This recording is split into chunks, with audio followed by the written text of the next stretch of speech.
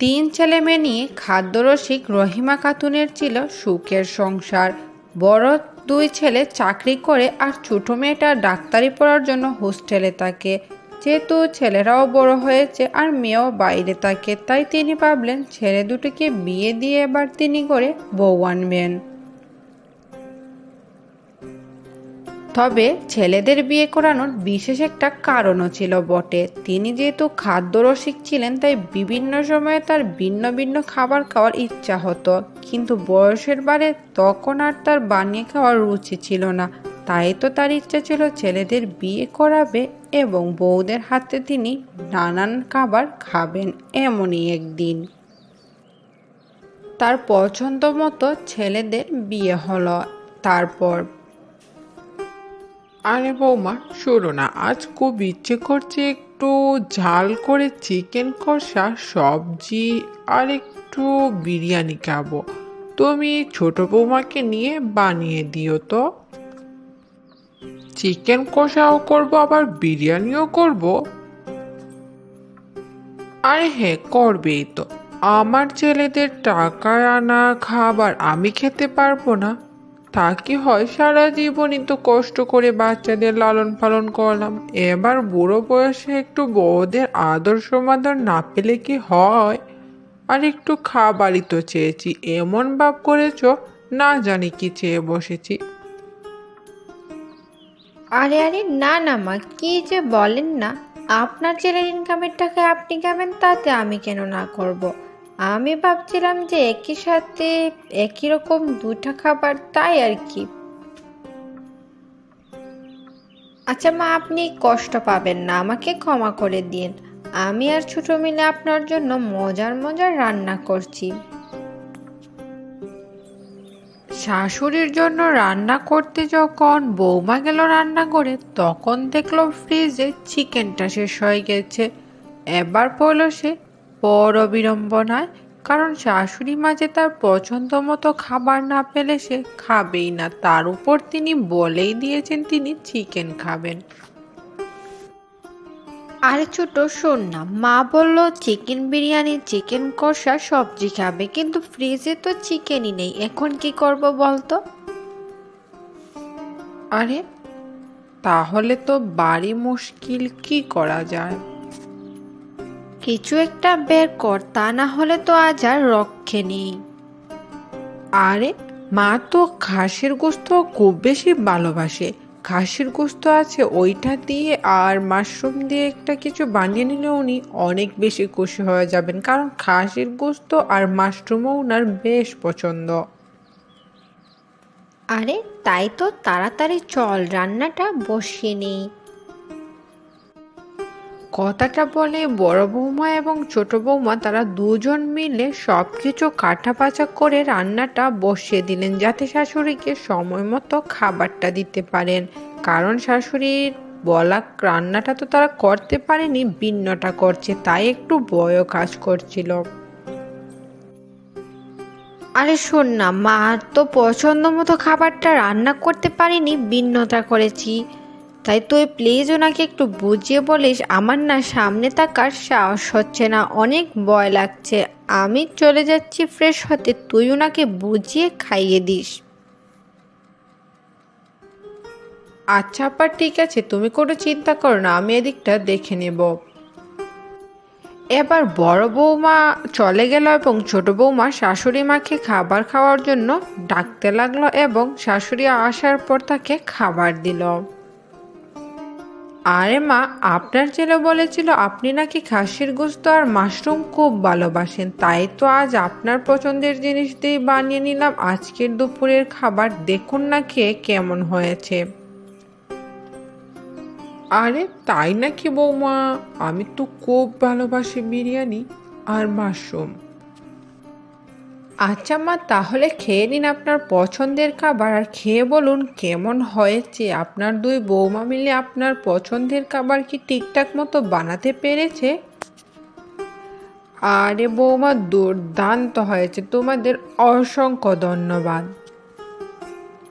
আজ অনেক দিন পর প্রিয় খাবারটা খেতে পেলাম, ভারী ভালো লাগছে। তোমরা হাজার বছর বেঁচে থাকো বৌমারা।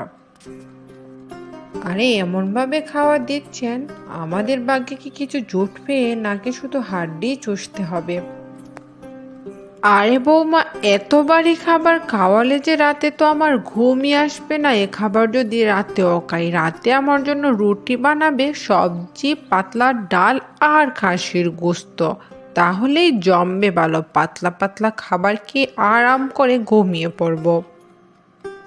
আচ্ছা মা, তাহলে তো ভালো। এই 8-10টা রুটি বানিয়ে নিলেই হয়ে যাবে আপনার জন্য। আরে আরে, এ কি বলছো?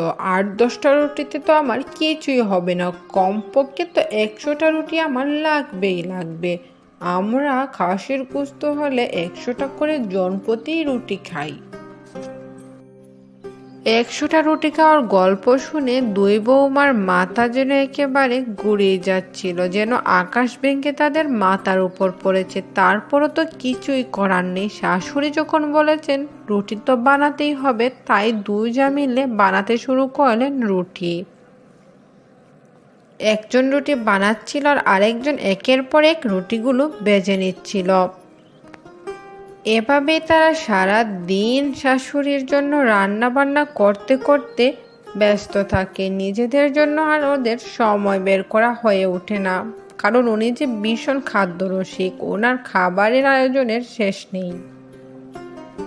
তারপর রাতের বেলা। আরে মা, রুটি তো হয়েই গেছে, আসুন বসুন, খেয়ে নিন রাতের খাবার।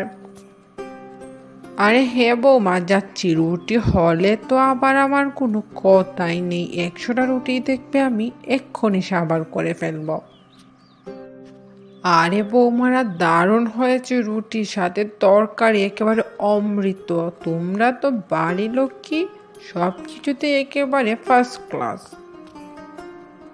এত মজার রুটি কি আমি আমার ছোট মেয়েটাকে রেখে খেতে পারি? কালই বলবো ওকে আসতে। ওর বাবিরা যে এত ভালো ভালো রুটি বানাতে পারে, তরকারি বানাতে পারে, বিরিয়ানি বানাতে পারে, ওইগুলো কি না খেলে হবে বলো? আরে না না মা, তা হবে কেন? আপনি ওনাকে আসতে বলেন, সমস্যা নেই, আমরা আছি তো, বানিয়ে দিব।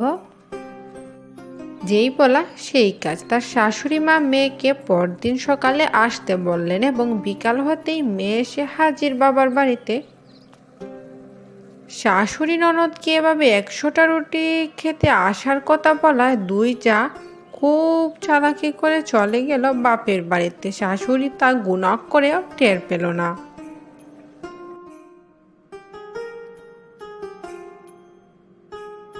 আরে মা, কেমন আছো তুমি? কি অবস্থা তোমার শরীরে? আরে এই তো মা, আমি খুব ভালো আছি। তোর কি অবস্থা? তুই কেমন আছিস বল? আরে এ কি রে মা, হোস্টেলের খাবার খেতে খেতে তো তুই একেবারে শুকিয়ে গেছিস। দাঁড়া, তোর ভাবিদেরকে বলছি তোর জন্য রুটি 100টা, তার উপর ভালো মন্দ খাবারের আয়োজন করতে। কি এক অবস্থা করে এসেছিস! আরে না না মা, লাগবে না, আমি ঠিক আছি। এত খাবার খেলে আরো শরীর বেশি খারাপ করবে। আরে তুই বেশি বলিস। আমি যাচ্ছি, দাঁড়া তুই। আরে মা, কোথায় যাবে তুমি? বাবিরা তো কেউ বাসায় নেই, ওদের ঘর দেখলাম খালি। আমাকে না বলে ওরা কোথায় গেল? আচ্ছা ঠিক আছে, সমস্যা নেই। তুই কাপড় চোপড় ছেড়ে ফ্রেশ হয়নি, আমি আজ তোর জন্য 100টা রুটি বানাবো। যেই বাবা সেই কাজ। ছেলের বউয়েরা বাসায় নেই বলে কি তিনি তার মেয়েকে রুটি বানিয়ে খাওয়াবেন না? তিনি নিজেই গেলেন মেয়ের জন্য 100টা রুটি বানাতে কিচেনে। একে তো এতটা রুটি, আর অনেক দিন পর তিনি কিচেনে গিয়েছিলেন রান্না করতে। একেবারে গেমে আর রুটি বানাতে বানাতে হাঁপিয়ে উঠেছিলেন। তা দেখে তার মেয়ের আর সহ্য হচ্ছিল না, তাই তো মাকে বারণ করলো এবং আরে মা, তুমি কি পাগল হয়ে গেছো নাকি? আমি কি বাড়া কেউ এসেছি যে এত আয়োজন করতে হবে? আর আমি জানি তুমি খুবই খাদ্যরসিক মানুষ, খাদ্য খাওয়াতে এবং খাবার খেতে তুমি অনেক বেশি ভালোবাসো, কিন্তু অতিরিক্ত খাওয়াটাও আমাদের স্বাস্থ্যের জন্য অনেক বেশি ক্ষতিকর। আরে খাবার খাওয়া আবার ক্ষতিকর হয় নাকি? কি সব বলিস না তুই? আরে হ্যাঁ মা, শরীরের জন্য অতিরিক্ত খাবার অনেক বেশি ক্ষতিকর। শরীরের প্রয়োজনীয় খাদ্য উপাদান কাজে লাগার পর বাকি যা থাকে তা ফ্যাট আকারে জমা হয়। এতে কোলেস্টেরল, রক্ত ব্লক হয়ে যাওয়া, বিভিন্ন ধরনের সমস্যার সৃষ্টি হয় আমাদের শরীরে। তাই নাকি? তাহলে বৌমারা আমাকে এত খাবার কেন দেয়?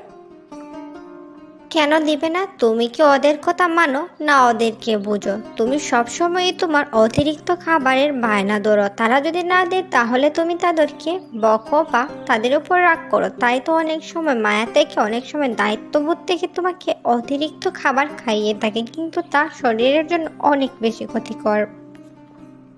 আর তুমি তাদেরকে এত বেশি খাটাও যে সারাটা দিন তারা খাটতে খাটতে একেবারে শেষ হয়ে যায়। আমি যদি তাদের জায়গায় থাকতাম তুমি কি করতে বলো? আর দেখো, আজ তুমি 50টা রুটি বানাতে গিয়েও হাঁপিয়ে উঠেছ, অথচ তুমি তাদেরকে প্রতিদিন কত শত বায়না ধরো, তার কি ঠিক আছে?